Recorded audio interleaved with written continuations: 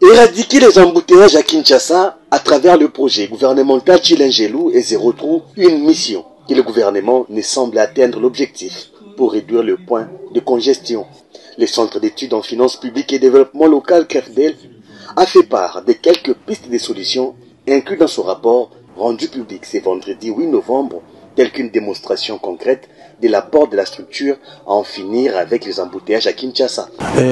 Notre étude se base sur une observation citoyenne des 27 avenues que nous avons vérifiées.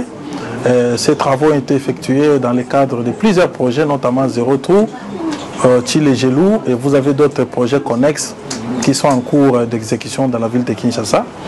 Et nous avons relevé que tous ces projets ici ne sont pas en lien avec le plan directeur des transports urbains à Kinshasa, qui voudrait qu'il y ait une logique pour résorber au moins cette question des embouteillages dans la ville de Kinshasa.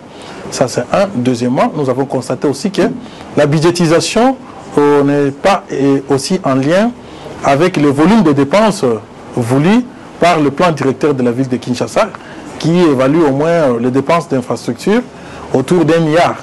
Et là, nous ne sommes même pas à 1% de ce qui est décaissé au niveau du trésor public. Au terme des recommandations, le Centre d'études en finances publiques et développement local n'est pas allé sur le dos de la cuillère.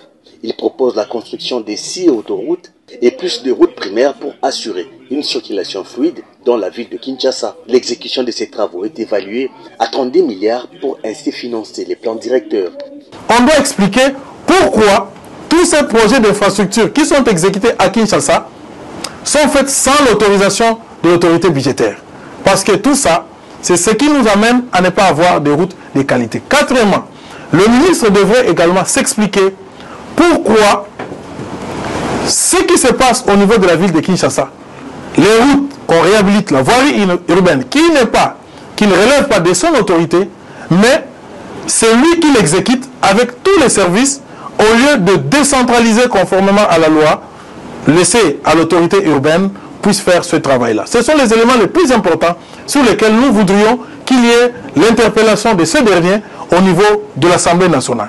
Dans le contexte de la gestion des infrastructures routières, la ville de Kinshasa, qui comptait 342 000 véhicules en 2017, pourrait avoir le nombre de voitures s'augmenter à 2 174 000 en 2040. J'imagine que les réseaux routiers de la RDC peuvent compter jusqu'à 153 000 km de routes et